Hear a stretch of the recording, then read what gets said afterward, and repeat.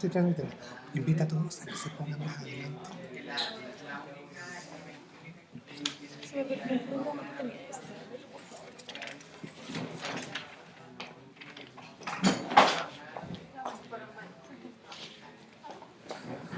Que había antes.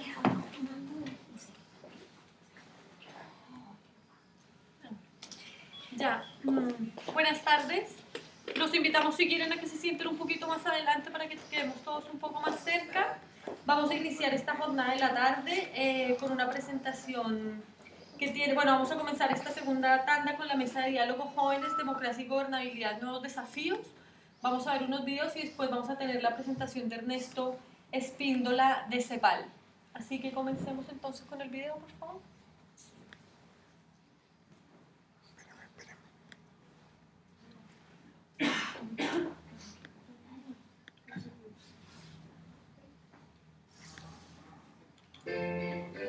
Los primeros acercamientos fueron en Temuco, en el año 2006, con las movilizaciones estudiantiles. El liceo se movilizó en San Camilo al Río. Y fueron los primeros acercamientos, pero era más bien chico, que estaba en el primer año y medio, 14 años.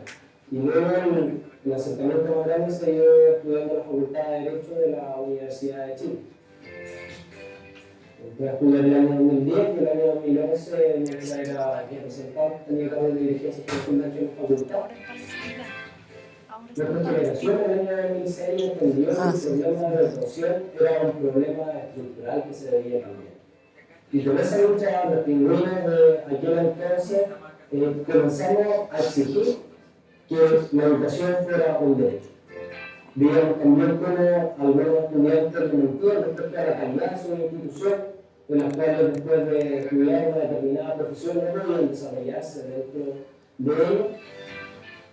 Y eso implica dedicación, implica trabajo, implica estudio, y eso es lo que asumió nuestra generación. Nuestra generación entiende que las transformaciones políticas no van a venir dadas de arriba. ¿Y por qué?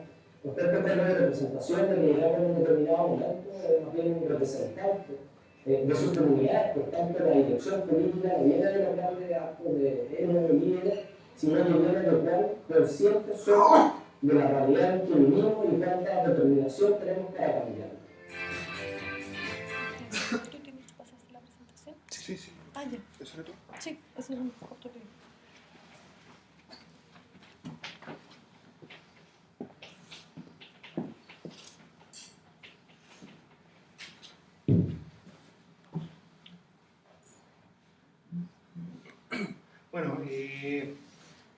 Bueno, muchas gracias por estar acá y le agradezco la invitación también a participar en este foro. Vimos realmente un corto, era bastante corto.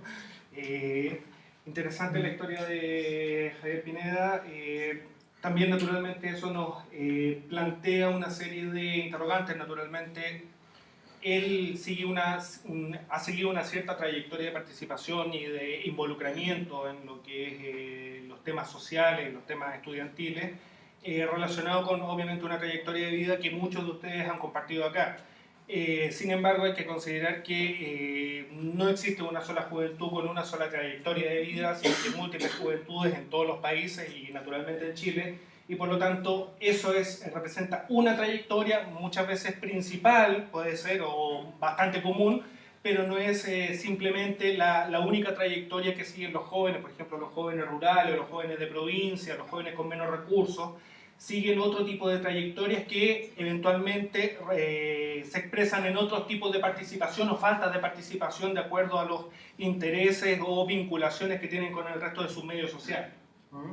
Acá mi breve presentación refiere fundamentalmente al tema de la participación social o la participación económica y social, pero en un contexto de debate o de foro quisiera plantearla más bien en términos problematizadores que en términos de un concepto cerrado, todo es bonito, miren lo fantástico que es la participación y lo deseable que es la participación desde el punto de vista de todos los grupos que existen en la sociedad, fundamentalmente desde el punto de vista de los grupos que están más cercanos al poder. Eventualmente no todas las formas de participación son cómodas para su quehacer o su predominio. ¿Ya? La siguiente. Voy a tratar de hacer la presentación breve. Yo no me caracterizo por ser muy breve, pero lo voy a intentar. En primer lugar, aquí escogí una definición de participación o un par de definiciones de participación social que no necesariamente son tan felices cuando se refiere o cuando se piensa desde el Estado, desde el poder político, desde el poder económico, lo que es participación propiamente tal. No es necesariamente una definición cómoda, pero es una definición que surge a partir de las reflexiones sobre el rol de la ciudadanía, el rol o el ejercicio de la ciudadanía social y en este caso el ejercicio de la ciudadanía por parte de los jóvenes. Brevemente, naturalmente aquí la primera parte del concepto es un concepto bastante descargado de valoraciones, en el sentido de que se entiende genéricamente la participación social como una intervención de los ciudadanos en la toma de decisiones respecto del manejo de los recursos y acciones que tienen impacto en las comunidades. Naturalmente esa es una definición casi, por decirlo de alguna manera, de diccionario, no le molesta a nadie, es razonable, los ciudadanos quieren o no quieren participar en la toma de decisiones que les afectan. Sin embargo, una definición complementaria que agrega elementos es el hecho de que en esa concepción la sociedad civil tiene roles o debiera jugar un rol de planteamiento o de demanda, denuncia, reclamo, exigencia, cuestionamiento, proposición de soluciones y participación en la ejecución de dichas soluciones para resolver los problemas de tipo económico y social. Tal vez aquí hay un punto bastante importante. ¿Quién define los problemas de tipo económico y social? ¿Cuál es, desde dónde? Desde la ciudadanía se definen los problemas, desde los gobiernos, desde los medios de opinión pública y por lo tanto, ¿cuál es el rol de la ciudadanía participando respecto de enfrentar los problemas sociales definidos por el bloque en el poder, por decirlo de alguna manera, o los problemas que define la propia sociedad? En ese sentido, la lógica de los foros, ya sea de juventud o de otro tipo de instancia, es tratar de relevar los problemas y tensiones que la ciudadanía vive, que la ciudadanía lee de la sociedad, que no necesariamente coinciden con la definición de la problemática social desde el punto de vista de los estados, desde el punto de vista del poder político. Y ahí, eventualmente, un foro puede ser utilizado como un mecanismo participativo para redefinición de problemas y, naturalmente, mecanismos de abordaje que no necesariamente son los problemas así conceptualizados, así concebidos por el poder político o, si se quiere, por el Estado, de tal manera que un camino de participación, no el único, naturalmente, es efectivamente la realización de foros o espacios de consulta. Sin embargo, los espacios de consulta se quedan a medio camino respecto de lo que es una concepción más integral de participación en que, como les decía, en el segundo párrafo, se plantea que la participación también es reclamo, la participación es denuncia, la participación es redefinir los problemas, como lo mencionaba, pero también la proposición de soluciones, no solamente la aceptación de posibles soluciones de parte del Estado o de quien administra el Estado, sino que la proposición y ejecución, combinadas naturalmente, debido a la naturaleza muchas veces al tipo de problemas y a los recursos que involucra, a la combinación de la participación tanto de los agentes públicos, los agentes privados, como la sociedad civil en la resolución de esos problemas que define la sociedad civil como prioritarios y no necesariamente el establishment. En ese sentido, hay que concebir, y es importante concebir, que la participación basado en un enfoque de derechos o en un enfoque de ciudadanía social activa es un derecho legítimo y no una concesión que otorgan ciertas instituciones para establecer mecanismos de participación. No es que, por decirlo de alguna manera, la sociedad civil tenga que agradecer que haya espacios de participación o que distintas instituciones, fundamentalmente del Estado, establezcan espacios de participación. La ciudadanía debe exigir esos espacios de participación y espacios de participación a la medida de la ciudadanía, no a la medida del Estado, no a la medida del diseño de política y la forma de consulta que quiere fundamentalmente hacer el decisor de política, sino que tiene que ser una participación eventualmente mucho más integral, pero también es mucho más disruptiva respecto de aquellos que se supone que son interlocutores de la ciudadanía en el proceso participativo. La siguiente lámina, por favor. Recientemente, ahí no alcanza a verse, recientemente salió justamente un estudio de Naciones Unidas, del Departamento Económico y Social de Naciones Unidas, valga la importancia de decir que queda en Nueva York, sobre el tema de la participación cívica de la juventud y las distintas formas de participación de la juventud. Acá yo tomé naturalmente como conceptualización, que es un poco diferente, un poco más amplia como concepto de participación que la que presentaba anteriormente, que se centraba en lo que era participación social y fundamentalmente participación, si se quiere, en contraposición a la hegemonía que puede establecer un gobierno, un Estado o un grupo de poder predominante respecto de la manera de hacer las cosas en la sociedad. Acá es una definición más amplia, naturalmente, por eso puse en base porque no me gusta completamente y le agregué algunos elementos adicionales.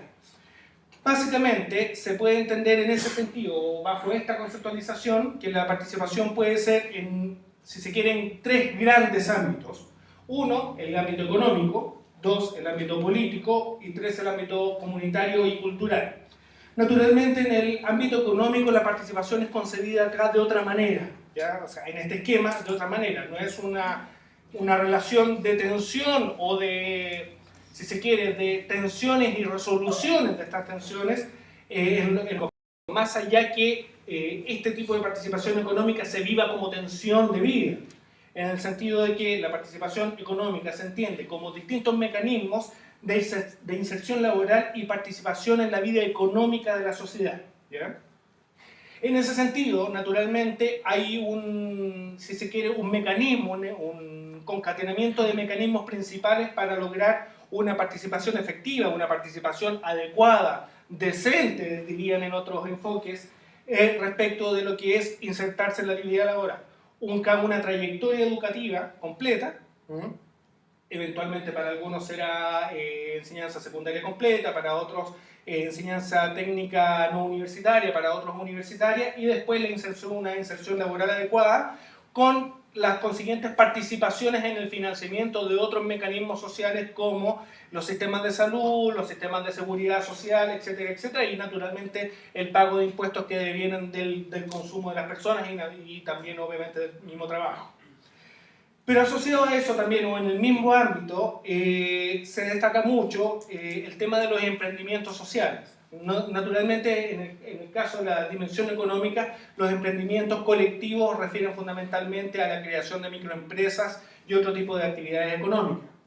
Y, ¿por qué no?, dentro de este ámbito aparece, si se quiere, un componente un poco más conflictivo de la participación económica en este caso, que es la participación sindical, ¿ya? La participación sindical naturalmente no es una participación que en general en nuestros estados, en nuestros países, bajo los modelos económicos actuales, sea una participación valorada desde el punto de vista de quienes ejercen el poder, de quienes dirigen las empresas, quienes dirigen los aparatos productivos. La participación sindical en ese sentido ya es uno de los componentes de participación que se entiende ya como disruptivo, como conflictivo, como un factor de tensión en las empresas, como un factor de tensión en las relaciones estados, empresarios, trabajadores, etcétera, etcétera.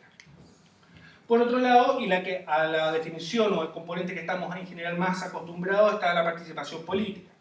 En ese sentido, naturalmente, clara, si se quiere, el primer componente es el básico, el que todos conocemos, como aquella que es la participación electoral, ir a votar, ¿ya? Naturalmente todos ustedes y yo podemos tener una visión diferente del rol de la participación electoral, del significado, de la relevancia y la validación que uno puede hacer a los sistemas a través del acto de votar o el acto de inscribirse y participar en esa esfera de la vida política. Muchos entienden que participar mediante el voto o mediante la participación electoral es el modo de participar en la vida política y social del país y de hacer las transformaciones. Mientras que otras personas, fundamentalmente en general hablamos de jóvenes, tienen la visión de que participar en los sistemas electorales es validar implica la validación de dichos sistemas con todas las fallas y todas las falencias que tengan, ¿ya? Y naturalmente en sociedades que eventualmente tienen crisis cíclicas, no solo en lo económico, sino que en lo político, naturalmente esta forma de participación muchas veces para los jóvenes pasa a ser una forma de participación en general no deseada porque es una participación validadora del status quo cuando muchas veces los jóvenes son el motor de los cambios y los cambios en general nos enseñan, tratan de enseñarnos en la vida que los cambios se hacen desde dentro, pero muchas veces nos hemos dado cuenta que desde dentro los cambios no se logran, ¿ya? Porque desde dentro, cuando uno entra, por decirlo de alguna manera, al sistema entra abajo y naturalmente no llega a las posiciones de poder que permiten hacer el cambio. Y cuando llega a través de la vida, a través de toda una trayectoria de vida, en general política, a las posiciones donde pudiera impulsar los cambios, ya no los quiere, ¿ya? Porque naturalmente uno ha pasado a formar, voy a decirlo así, a formar parte de una clase que es la clase que accede al poder. Y cuando accede al poder ya no quiere hacer los cambios que podrían sacarlo del poder naturalmente. En ese sentido, otro mecanismo típico de participación, que va un poco más allá de la participación electoral, del gesto de inscribirse, antes de inscribirse, el gesto de ir a votar voluntariamente o no actualmente, que es la participación en partidos políticos e incluso la creación de partidos políticos y por esta vía, no voy a redundar tanto en este tema, el acceso al Estado, ¿ya? El acceso al Estado y todas las instituciones relacionadas. Ustedes saben que es típica la historia del ministro, o sea, del militante que llega a ministro y que del ministro llega a director de empresas. Y naturalmente, por decirlo de alguna manera, el acceso al Estado también implica, para la gente que no es empresaria, por decirlo de alguna manera, acceder después a otros ámbitos de poder, que es el poder económico, y vincular el poder público con los distintos elementos o componentes del poder público con el poder económico. Ese es un mecanismo que típicamente tenemos en Chile de acceso al poder vía partidos políticos. Nosotros nos metemos al partido político, nos hacemos viejos en el partido político, empezamos a acceder a cargos dentro del Estado, cada vez cargos de mayor responsabilidad o de mayor toma de decisiones, con participación o sin participación, hasta que logramos llegar a cargos suficientes que nos permiten después, en algunos casos, saltar o construir una posición también dentro del poder económico o una influencia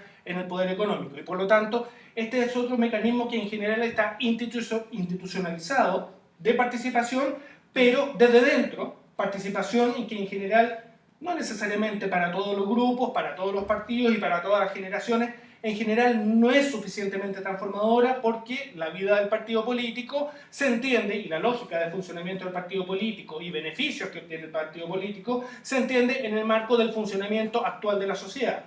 Transformaciones en ese funcionamiento pueden significar transformaciones y crisis en los partidos y por lo tanto los dirigentes de los partidos no necesariamente van a estar a gusto con cualquier tipo de cambio. Aquí viene una parte un poco más anecdótica. Yo encontré en este informe que de Naciones Unidas se le otorgó mucha relevancia al poder de la protesta, ¿ya? Aquí yo lo puse como movimientos sociales y movimientos de protesta. Naturalmente el informe lo relevaba como que la importancia de la participación de la juventud en los movimientos de protesta, porque leyendo de todo el proceso de la primavera árabe, en que habían sido miles y miles de jóvenes que salieron a las calles y lograron tumbar gobiernos autoritarios, gobiernos dictatoriales, así como también ocurrió en América Latina, como ocurrió en Chile, que no necesariamente lo lograron tumbar, pero sí lograron que se fue logrando que se hicieran concesiones en los mecanismos de transición. Naturalmente, desde el punto de vista de la visión global de Naciones Unidas, la lógica transformadora de estos movimientos sociales árabes era lógica transformadora de gobiernos dictatoriales. ¿Por qué? Porque con eso se fortalece la democracia.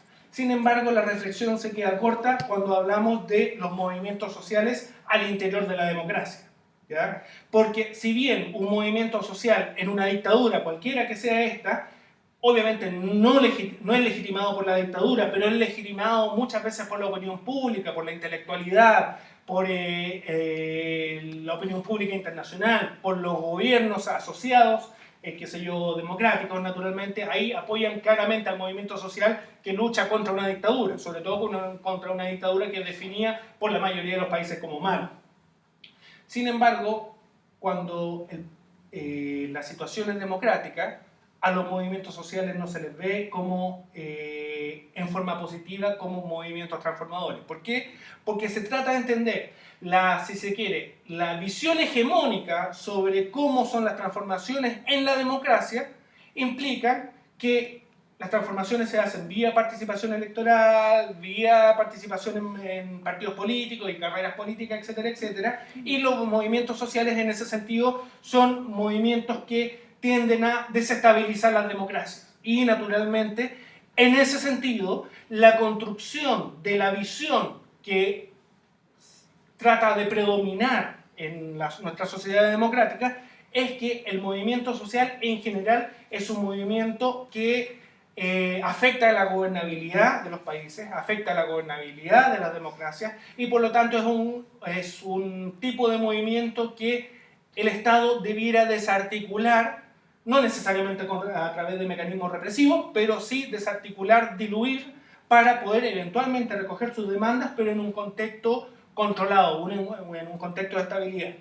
Sin embargo, también hemos visto en la mayoría de nuestros países, sobre todo en América Latina, que ese contexto de estabilidad es un contexto que produce evidentes desigualdades, evidentes exclusiones, y naturalmente la lucha contra esas desigualdades y contra esas exclusiones en general avanza muy lentamente desde una participación, entre comillas, desde dentro. Y por eso es que también surgen los movimientos sociales, porque, y aquí empieza a aparecer un tema que son estas palabras que puse en azul, porque no necesariamente los mecanismos de participación establecidos por los estados, o por los gobiernos si se quiere, son vistos como legítimos para hacer las transformaciones que muchas veces la sociedad define, o la sociedad civil define como más relevantes de hacer.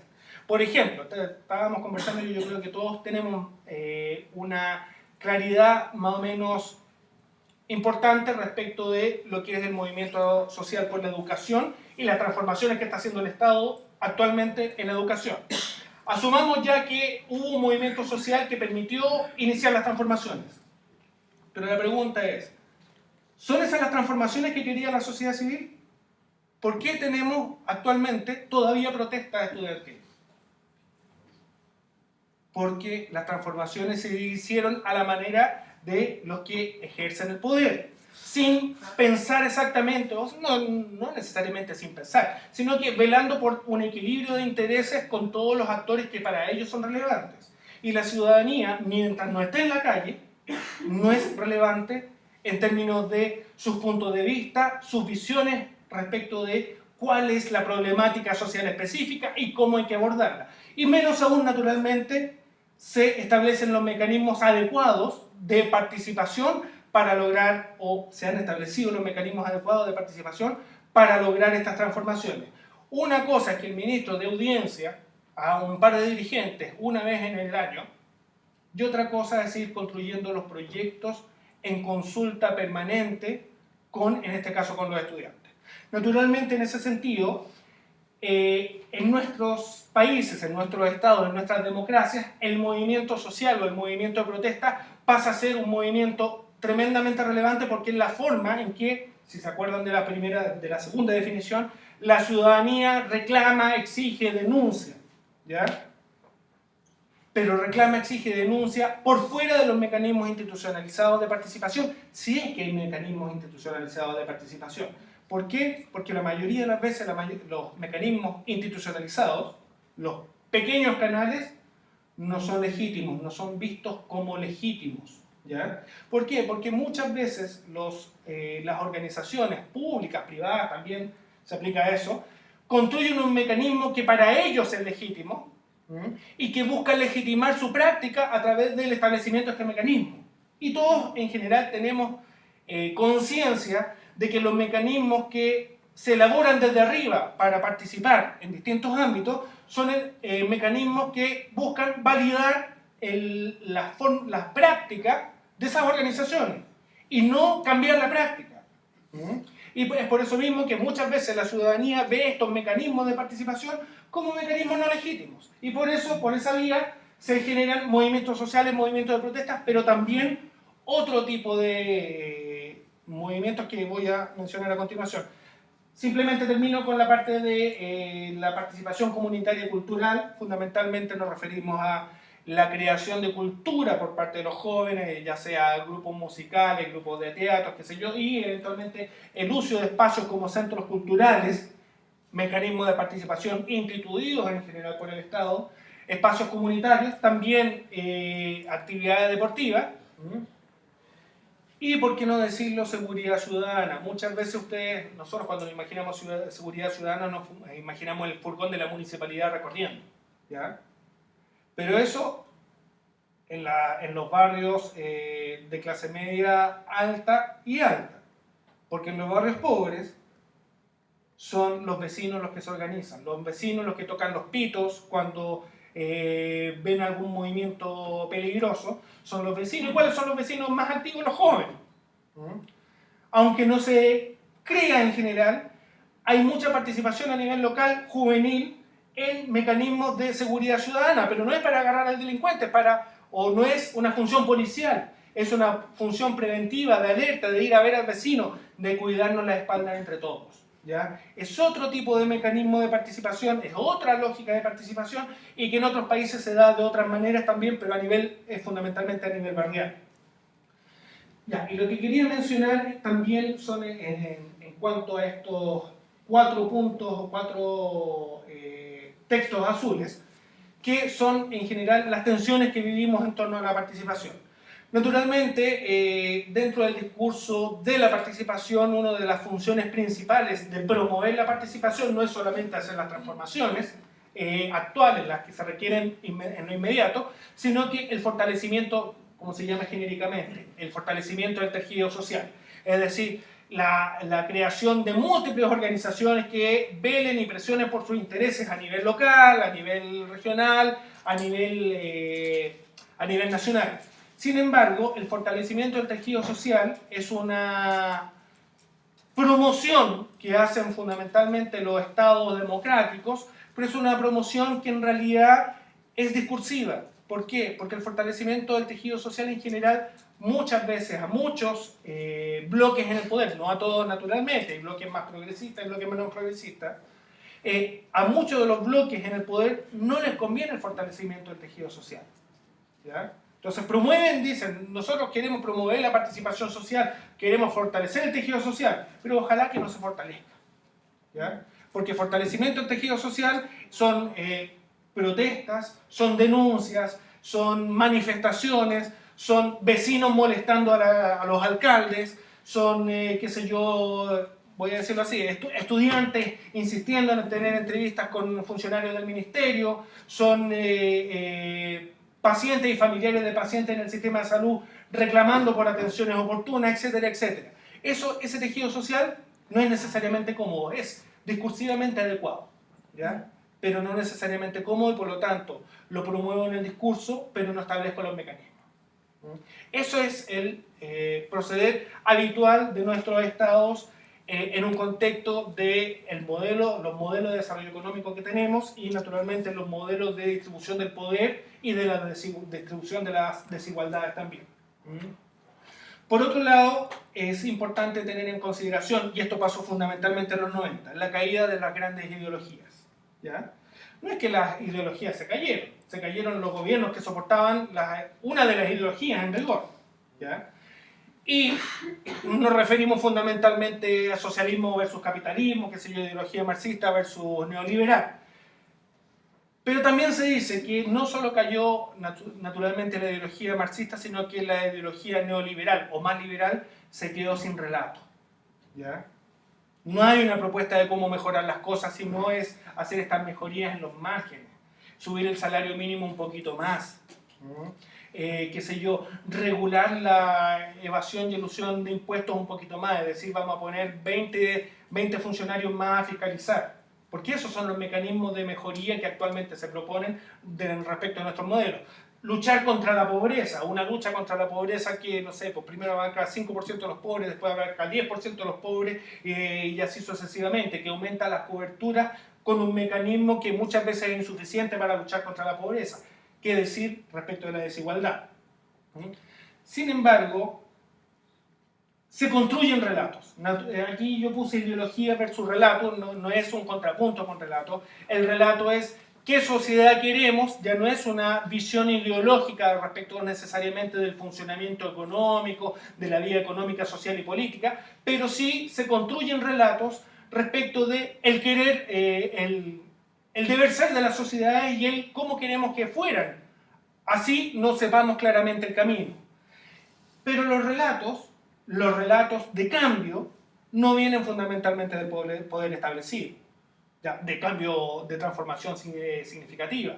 Vienen naturalmente de los movimientos sociales y en algunos casos, naturalmente, ciertos partidos políticos, ciertos dirigentes recogen ese relato para hacerlo suyo y naturalmente tomar mejores posiciones en materia política, en materia de competencia política. Como les decía también, aquí el gran problema, uno de los grandes problemas en términos del fomento de la participación social, desde el punto de vista de la canalización de la participación social por parte de los estados democráticos, para lograr un tejido social fuerte, pero transformador, con transformaciones delicadas que no afectan a los grupos de intereses más poderosos. Este establecimiento de estos mecanismos de participación en general no gozan de la legitimidad necesaria y por eso muchas veces la participación, que no es a nivel local, naturalmente a nivel local hay mucha más participación válida o validada por parte de los agentes que participan. Sin embargo, en las grandes transformaciones, los mecanismos de participación que establecen los estados en general no son vistos como legítimos, obviamente son vistos como legítimos por quienes los diseñan, pero no son vistos como legítimos por quienes debieran utilizar esos mecanismos. Y el gran problema es ese, lo que hace que muchas veces los movimientos sociales son los que canalicen las verdaderas visiones de participación, o sea, las verdaderas acciones de participación y visiones de transformación que una buena cantidad o una buena proporción de jóvenes, de adultos, de niños, de viejos, dependiendo del movimiento, quieren realizar. Y finalmente, respecto a este esquema, quisiera destacar el tema de la contracultura, ¿ya? Muchas veces dentro de funcionamientos, aunque sean democráticos, ¿ya? Funcionamientos sociales desiguales, hay muchos que dicen, no, yo quiero cambiar el sistema desde dentro, yo quiero cambiar el sistema desde fuera, pero también están los que dicen, este sistema vale, somos todos chilenos, ¿cierto? Sí. No. Este sistema es una mierda, no quiero estar en el sistema, no queremos participar en el sistema. Así, naturalmente, se generan movimientos contraculturales, muchas veces eventualmente en conflicto con la ley, pero son movimientos contraculturales que vale la pena muchas veces tener en cuenta. No estoy hablando solamente de los anarquistas, ¿ya? Sino que movimientos contraculturales también en el ámbito de la cultura, en el ámbito de las formas de participación comunitaria. También hay movimientos contraculturales que se podrían asimilar o que se pueden alojar en los movimientos sociales y asimilar hasta cierto punto a los partidos políticos. Yo naturalmente soy joven de los años 80, yo soy, como se decía en ese tiempo, hijo de la dictadura, y siempre nos reíamos de un movimiento que había, que se generaba en la Escuela de Ingeniería de la Universidad de Chile. Se llamaba el POPE, ¿ya? Partido de Oposición Permanente. ¿Ya? ¿Cuál era la lógica del partido de oposición permanente? Que tenía militantes y se oponían a todo lo que se propusiera se oponían. Naturalmente, en un contexto de dictadura era fácil, ¿no? Pero en un contexto democrático es un poquito más complejo oponerse a absolutamente todo. Pero lo que quiero decir, lo que quiero destacar con esa imagen que a nosotros nos parecía, yo era militante, no era del POPE, ¿ya? Era militante de algún partido. En ese sentido, era un movimiento y un partido, entre comillas, contracultural. Nunca supe si hizo alguna cosa significativa, pero, por ejemplo, otro ejemplo es, no sé, ustedes seguramente recuerdan mejor que yo, una de las listas que ganó en la Escuela de Derecho de la Universidad de Chile, que no me acuerdo cómo se llamaba, pero que el proyecto era absolutamente, el proyecto político, por decirlo de alguna manera, era absolutamente absurdo. ¿Por qué? Porque era contracultural, iba contra toda la corriente, ¿ya? Entonces, en ese sentido, no hay que despreciar los movimientos contraculturales. A veces aportan, a veces aportillan, ¿ya? Pero que están ahí, y eso es son mecanismos autogenerados de participación social, fundamentalmente por parte de los jóvenes. Y simplemente para terminar, yo me pregunto, naturalmente, aquí nosotros, en el marco del Foro Nacional de Juventud en Chile, nos hacemos ciertas preguntas y establecemos ciertos desafíos. Naturalmente, parte de los desafíos son, en el caso de Juventud fundamentalmente, es consolidar las instituciones nacionales especializadas, en este caso el INJU. ¿Cómo consolidarlas? O sea, desafíos que tiene el aparato público, pero tienen también los jóvenes por ser la población que eventualmente debería vincularse con la política pública relacionada con juventud y con los organismos públicos de juventud. También es necesario articular la oferta programática que hay para los jóvenes, que en general está muy fragmentada, al punto de que, por ejemplo, un Ministerio de Trabajo tiene programas de capacitación y programas de generación de empleo en un mismo lugar que no coinciden. Voy a vulgarizar. Capacitan para peluquería y generan programas de empleo en, qué sé yo, estructura metálica. Entonces, claro, bueno, estudiamos peluquería y después cómo hacemos la estructura metálica. No coincide la oferta programática de empleo con la oferta programática de capacitación, porque no hay necesariamente una coordinación o una coordinación efectiva. ¿Y por qué no hay una coordinación efectiva? Porque los organismos encargados de coordinar, las instituciones nacionales especializadas, no tienen la suficiente fuerza para sentarse a dialogar con los organismos principales, le hacen Ministerio de Educación, Ministerio qué sé yo, de Finanzas o Ministerio de Hacienda, Ministerio de Salud, Ministerio de Vivienda. Una pregunta. ¿Ustedes conocen cuál es la oferta programática para jóvenes en materia de vivienda?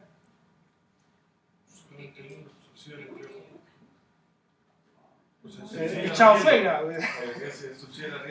Claro, pero es el Chao Suegra, que no necesariamente es para jóvenes, pero esa es la oferta programática, es bastante pequeña, por decirlo de alguna manera.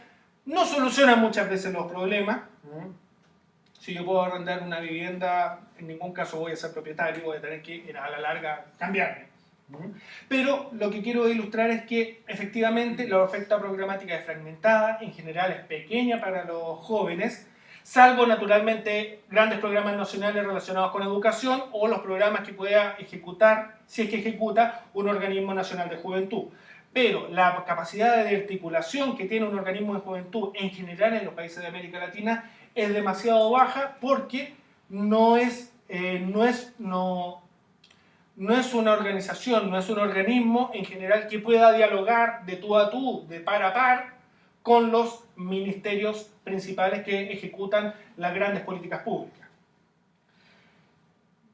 Obviamente otro desafío es fortalecer la participación ciudadana o la participación juvenil en la creación y ejecución de esta oferta programática que actualmente es desarticulada. Por ejemplo, definir en qué se quieren capacitar o qué tipo de empleos son más relevantes, son más importantes para los jóvenes, o las características de la jornada de trabajo. Nadie nos ha preguntado nunca cuál es una característica de la jornada de trabajo que nosotros consideramos ideal o que, por ejemplo, es más compatible con los estudios.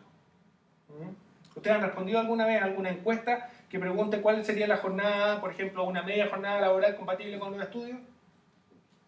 Nadie.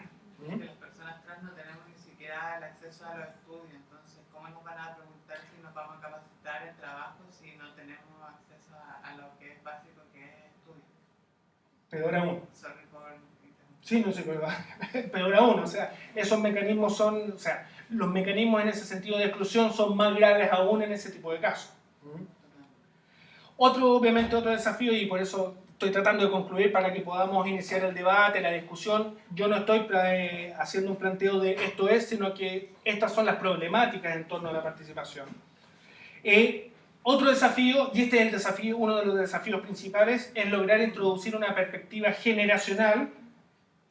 También, voy a aprovechar de tu intervención, también de género con la multiplicidad de concepciones de género que nuestras sociedades debieran tener. ¿Ya? Que los jóvenes también somos parte de la diversidad. Sí, por supuesto, y me refiero a una concepción también transversal de género, no en términos de quiénes son definidos como hombre y mujer, sino que también todo el movimiento LGTBI y toda esa cosa. No, todos esos movimientos, porque hay más movimientos que solamente los relacionados con el transexualismo, el homosexualismo, el lesbianismo, etcétera, etcétera. En ese sentido es necesario, y ahí es una falencia importante en las políticas del Estado. Las políticas del Estado no tienen en general perspectiva generacional. Naturalmente una política o un programa ejecutado por un organismo de juventud tiene perspectiva generacional porque toca a lo juvenil, por decirlo de alguna manera. Pero muchas veces las políticas generales de empleo o, por ejemplo, los sistemas de seguro de desempleo tienen perspectiva generacional. Sabemos cómo es sabemos en realidad cómo es la vivencia del desempleo entre los jóvenes, entre los adultos que ya están cerca de la edad de jubilación. Sabemos cómo es, los requerimientos económicos asociados al desempleo de un joven, de un adulto mayor, de una mujer, de un hombre, etcétera, etcétera. Lo sabemos, pero no tenemos políticas diseñadas concibiendo que estas políticas debieran tener respuestas diferentes para las distintas generaciones o los distintos grupos etarios en este caso, o distintos tipos de grupos que debieran en general desarrollarse para poder establecer un buen mecanismo de transición entre tipos de políticas públicas. Todos sabemos, por ejemplo, que la lucha contra la pobreza beneficia fundamentalmente a las familias pobres, obviamente, que tienen niños. Y una vez que los niños cumplieron 15 años ya no son niños. Siguen siendo pobres. ¿Ya? Pero ya la lucha contra la pobreza se acaba porque ya la familia deja de ser beneficiaria, porque lo importante son las familias con niños pequeños. Pero resulta que cuando los niños pequeños pasan a ser niños grandes y después pasan a ser adolescentes y jóvenes, siguen siendo pobres, siguen viviendo, teniendo la misma situación experiencial de la pobreza que cuando eran niños. Por lo tanto, la lucha contra la pobreza, por ejemplo, no termina cuando uno termina de ser niño. ¿Ya? A eso es una falta de perspectiva generacional en las políticas, como les decía, en las de empleo o en las de vivienda.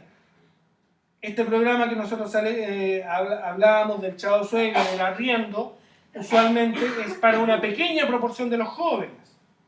¿Qué jóvenes? 25 a 29 años, con suerte de 20 a 24. ¿Ya? Pero fundamentalmente las políticas de vivienda están dirigidas a la población adulta en edad de trabajar.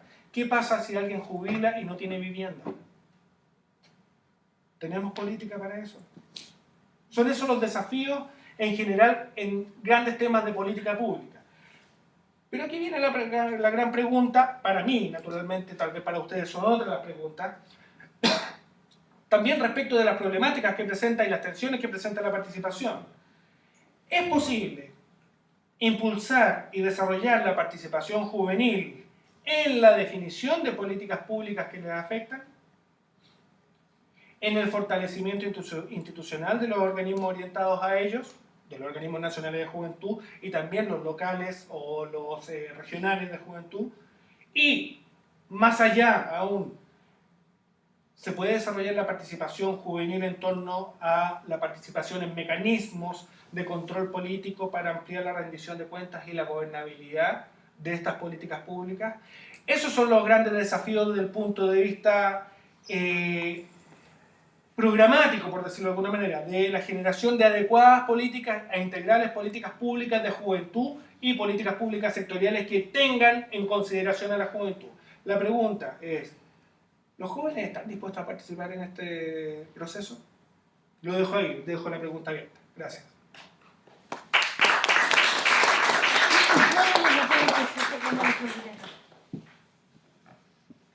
Muchas gracias, Ernesto. No sé si alguien quiere hacerle alguna pregunta. ¿Ernesto quiere hacer algún comentario respecto de la presentación o pasamos directamente al desarrollo de lo que van a ser los laboratorios de idea para esta tarde? Tenemos un laboratorio sobre gobernabilidad y políticas públicas que el facilitador va a ser Gabriel Zúñiga, profesional del Departamento de Coordinación Intersectorial, y el segundo laboratorio de incidencia, conocimiento y gobernanza por Felipe Esbir del programa de voluntariado Vive tus Patria. ¿Qué hay una pregunta, perdón? Sí. Una pregunta con respecto al último parte que es bastante interesante en relación, ¿se escucha? ¿Sí? ¿Sí? Ahora tal vez están grabando, no sé. Sí, pero no. ¿Se escucha? Se escucha. En relación a cómo el Estado se acerca a los jóvenes, a la generación, cómo tú dices que en el fondo no existen como planes particulares o directamente asociados a los jóvenes, comparto que es parte del diagnóstico, pero ¿qué papel tiene, por ejemplo, esta visión más verticalista de las políticas públicas en relación a todos los grupos etarios y cómo afectan a los jóvenes? Claro. En realidad, bueno. Parte también ese diagnóstico, en el fondo existe como esta transición entre, por un lado, se quiere llegar, hay intenciones de llegar a los jóvenes, pero por otro lado, hay poca interrogación o hay poca consulta en torno a cómo ellos quieren que lleguen estas políticas a ellos. Sí, mira, necesito partir, por decirlo de alguna manera, con las grandes concepciones que han existido y que a veces, eventualmente predominan muchas veces o coexisten al interior del mismo Estado, en los distintos gobiernos latinoamericanos en particular, pero bueno, han sido en todo el mundo, respecto de lo que es el joven y el rol juvenil. En general, cuando se empezaron a desarrollar políticas en torno a la juventud, era porque se definía la juventud como un factor de riesgo, ¿ya? La juventud como una problemática, como un factor disruptor, como un factor de riesgo en dos caminos, ¿ya? De riesgo transformador, es decir, manifestaciones, protestas en la calle, etcétera, etcétera, pero también como un factor de riesgo o como población en situación de riesgo por el consumo de drogas, el consumo de alcohol o, si se quiere, la juventud definida como un riesgo para la sociedad y un riesgo de salud, ¿ya? Y naturalmente, aquí estoy simplificando de todas maneras, naturalmente la forma de concebir la política pública para la juventud, para evitar ese riesgo, tanto el riesgo de salud como el riesgo de inestabilidad social, es proveyéndole en general de mecanismos, entre comillas, de entretención, de uso de su propio tiempo, que se entretengan haciendo actividades deportivas, que se entretengan haciendo, estoy vulgarizando naturalmente, no necesariamente la palabra sería entretención, que gasten su tiempo, qué sé yo, generando productos culturales, lo que no está mal, pero detrás hay una concepción de control de la juventud. Naturalmente, esas coexisten o han coexistido con visiones más policiales de la juventud en la que o son los jóvenes los que andan robando, los jóvenes que consumen drogas y ponen en riesgo a otros miembros de la sociedad. Entonces esa es una visión fundamentalmente de control policial o de control de riesgos de salud y naturalmente de inestabilidad social. Voy a contraponerlo vulgarmente contra otra visión que es naturalmente más nueva, que es una conjunción de dos visiones, como la referida a los jóvenes como sujetos de derechos y la juventud como protagonista del desarrollo, ¿ya? En ese sentido, naturalmente, hay muchos estados latinoamericanos que han recogido esa visión de la juventud como sujeto, como otro grupo más sujeto de derechos, y también hay que agradecerle al Organismo Internacional de Juventud, que en su momento promovió un instrumento único en el derecho internacional, que fundamentalmente a nivel iberoamericano, que es la Convención de Derechos de los Jóvenes. No hay en otras partes del mundo una Convención de Derechos de los Jóvenes, que es, por decirlo de alguna manera, una particularización del instrumento que es, le llamamos los DES, que son la Convención en torno a los derechos económicos, sociales y culturales, ¿ya? Entonces, hay algunos estados que han ido haciendo parte, naturalmente, de esta visión de derechos y, por lo tanto, de derechos de los jóvenes también, y de los jóvenes como protagonistas del desarrollo. ¿En qué sentido? En que al concebirlos como protagonistas del desarrollo nosotros deberíamos invertir claramente, invertir en las generaciones jóvenes. Naturalmente uno tiene que decir desde los niños, desde que son niños en adelante, ¿ya? Para poder fortalecer no solo el tejido social, sino que fortalecer, y aquí hay un aspecto importante del discurso, fortalecer las bases económicas del desarrollo futuro, y las bases económicas del desarrollo futuro significan tener buena educación, buenos empleos para poder financiar la seguridad social, para que después no tengamos problemas, entre otras cosas, naturalmente no tengamos problemas en el financiamiento de la seguridad social en 30, 40 años plazo. Ayer hubo toda una tremenda marcha contra la AFP porque la seguridad social claramente acá no se autofinancia con los mecanismos que se establecieron en los años 80. Pero la lógica de concebir a los jóvenes como actores estratégicos del desarrollo, la lógica básica, está en fortalecer aquellos déficits de los estados, entre comillas, de bienestar o con componentes de bienestar que tenemos actualmente en las sociedades. Y no necesariamente en una lógica de fortalecer a los jóvenes en su visión de cómo tienen que ser las sociedades. Es decir, necesitamos la fuerza de trabajo de los jóvenes, pero no necesariamente la idea de los jóvenes. Para eso, en general, hay muchos menos mecanismos de expresión que aquellos mecanismos que tratan de insertar a los jóvenes adecuadamente en el mercado de trabajo para poder sostener el actual modelo de desarrollo. Y en ese sentido, naturalmente, la visión que se tenga de la juventud o las juventudes en una sociedad de parte de los poderes establecidos define claramente cuál es la naturaleza de la política pública. Fundamentalmente, y eso es obvio en la mayoría de nuestros países, fundamentalmente educación y empleo. Nos quedamos ahí porque esa es, incluso en la visión progresista, es el mecanismo para hacer a los jóvenes actores estratégicos del desarrollo, porque son actores económicos estratégicos, pero no necesariamente los consideren como actores políticos para el desarrollo futuro. Con eso me quedo. ¿Algún otro, por favor? Sí. O sea, yo imaginaba como que me tiene preocupada como el tema de, porque preguntan si los jóvenes quieren participar políticamente o no. Yo creo que por un lado hay un problema como de educación, porque no existe ni educación cívica en Chile. Yo creo que ningún joven, ni siquiera en edad escolar, sabe que es un agente de la formación política, ni que son ni siquiera agentes políticos.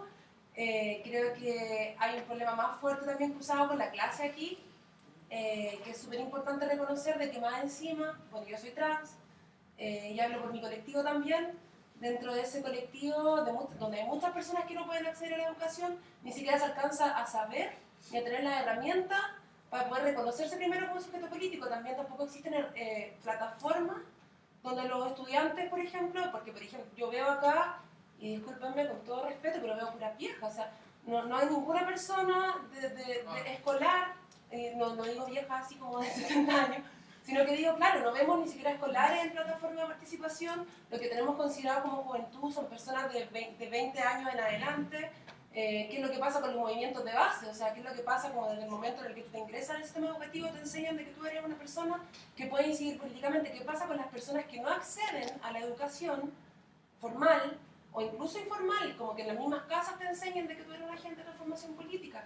¿Ya? ¿Qué es lo que pasa con estos grupos marginados, como la comunidad trans, como otro tipo de comunidad, como la comunidad mapuche, porque ya sabemos que por lo menos el lado LGB, lesbianas, gays, bisexuales, ya está un poco más saldado, pero por lo menos toda esta comunidad que está de lado ahí, recién venimos a saber a los 20 y tantos años, recién de que podemos organizar, o sea, incluso muchas personas que no sé, pues por ejemplo en la universidad descubren de que existen estos colectivos donde solamente se hace un trabajo a nivel comunitario, pero no un trabajo a nivel institucional, entonces también hay que plantearse como qué tan bidireccional es esto, o sea, por un lado tenemos un sistema que sigue perpetuando esa ignorancia de poder reconocerse como sujeto político, entonces tenemos incluso la problemática que vemos personas que somos jóvenes, pero no como jóvenes, somos como de una generación de jóvenes, somos como adultos jóvenes, ¿verdad? Pero ¿qué pasa con ese grupo de la juventud que no tiene ninguna plataforma de participación? ¿O qué pasa con estos grupos de juventud que ni siquiera tienen acceso a la educación? Yo creo que es súper importante cuestionarse eso.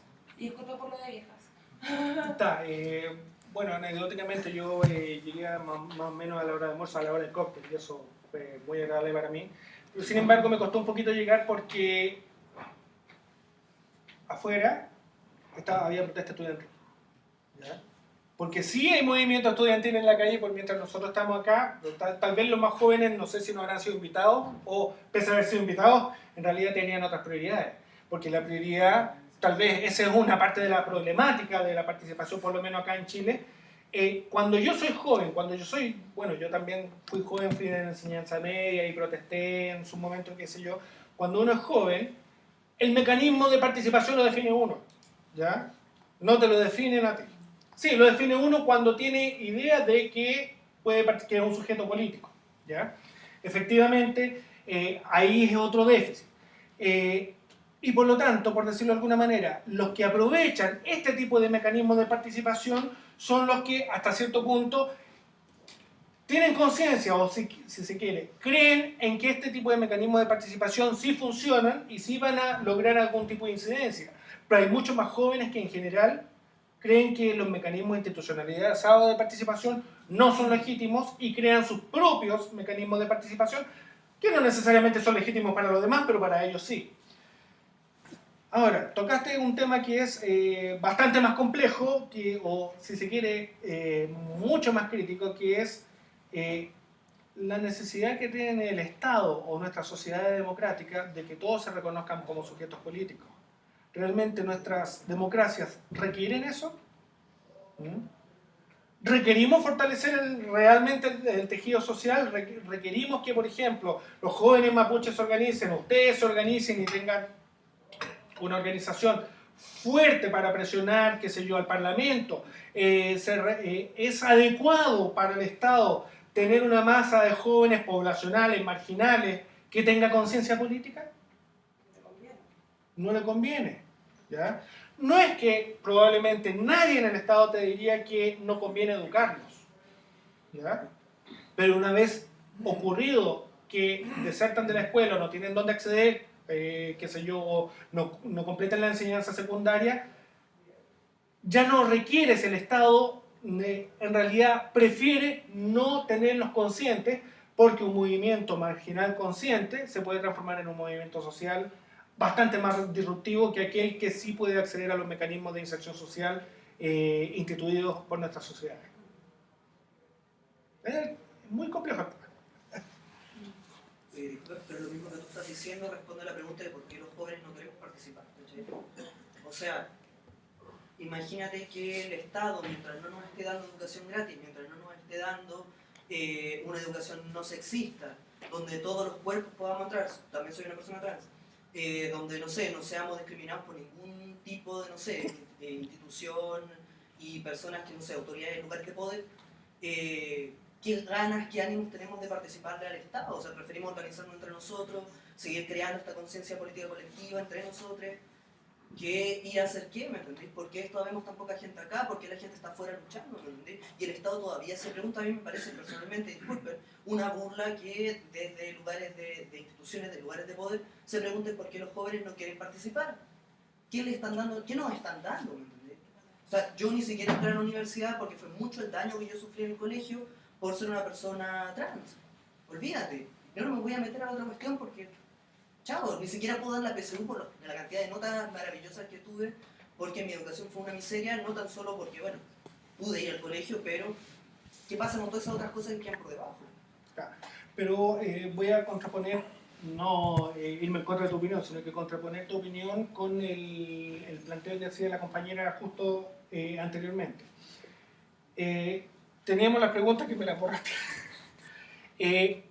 Una de las preguntas era en el fondo, si es posible que los jóvenes participen mejorando las políticas de juventud, fortaleciendo los organismos nacionales de juventud, fortaleciendo los mecanismos de control y toda la cosa. Y la pregunta es, la pregunta que quiero hacer es, que era la parte de abajo, la pregunta que quiero hacer, ¿no acabamos de detectar un problema significativo en la juventud marginal que ni siquiera tiene conciencia de que es un actor o que puede ser un actor político realmente?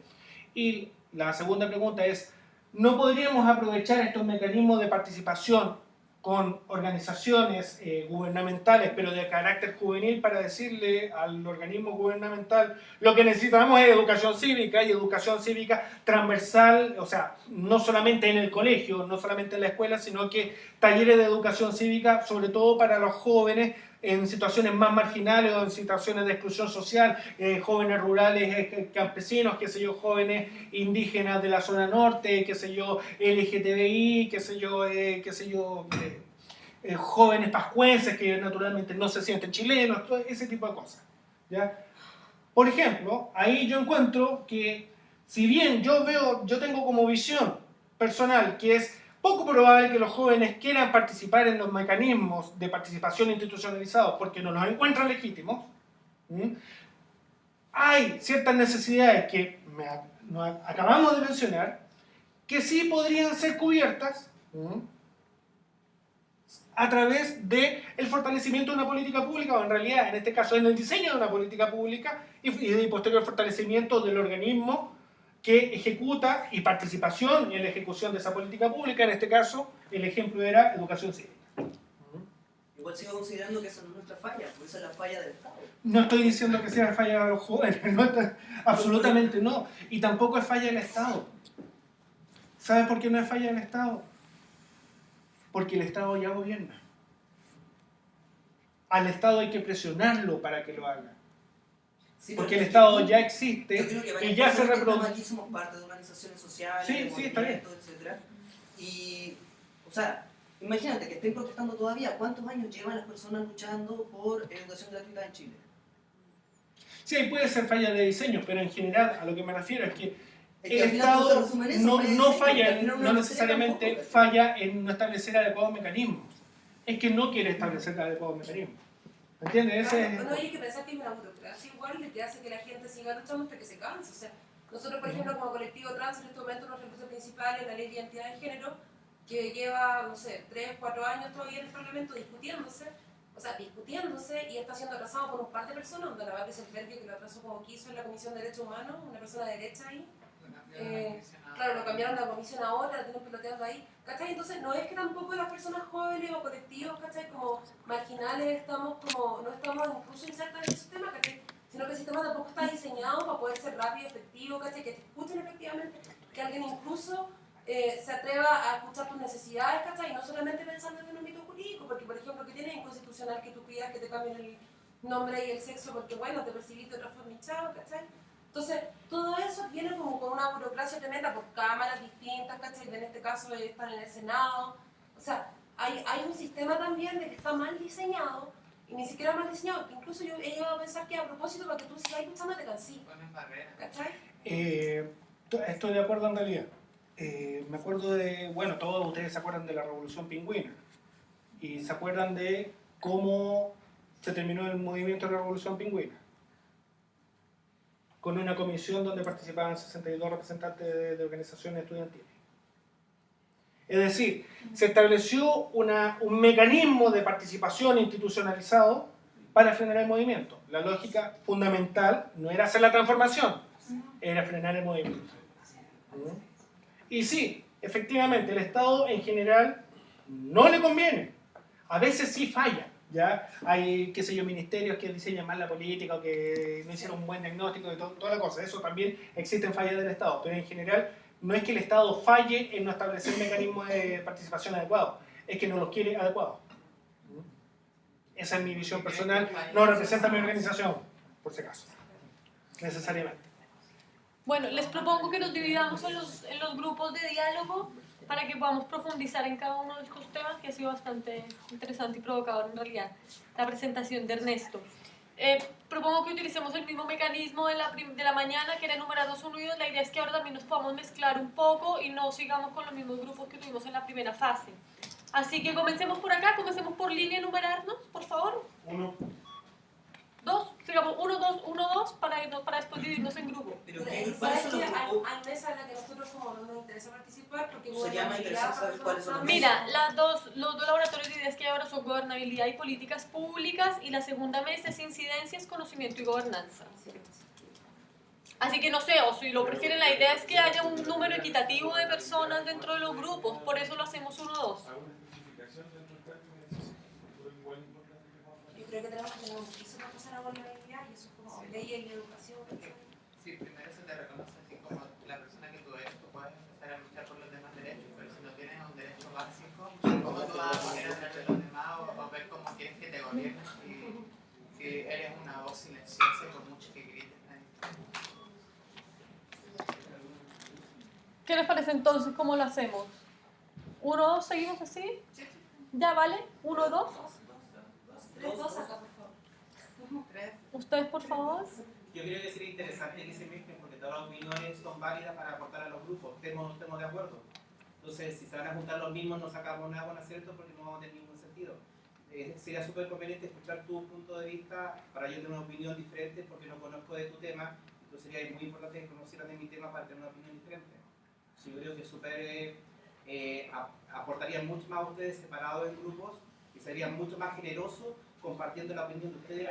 Igual a otras personas tanto estamos con otras banderas de lucha. Y por eso te digo, no hay que ser egoísta con lo que yo sé. Tenemos que compartir nuestro conocimiento con los No, demás. si no hay egoísmo, lo que pasa es que nosotros nos interesa, nosotros tenemos una agenda y nuestra agenda primero viene con un piso de derechos que nos gustaría discutir y la gobernabilidad está dentro de...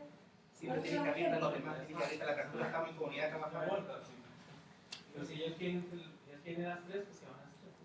Ya bueno, entonces propongamos que el grupo de incidencia, conocimiento y gobernanza pase a la otra sala y el otro acá. Y si ustedes quieren participar de ese grupo juntos, entre las otras personas nos comenzamos a dividir. Pero que si es ¿No? los demás ¿Que la idea tienen tiene que las ser? No, claro, yo propongo que nos enumeremos para que sea equitativo, ¿no? Si queremos un equilibrio, pues que los grupos estén compensados. Vale, No 10 en uno y 2 en 10. claro. Entonces, ¿terminamos de enumerar entonces nosotros?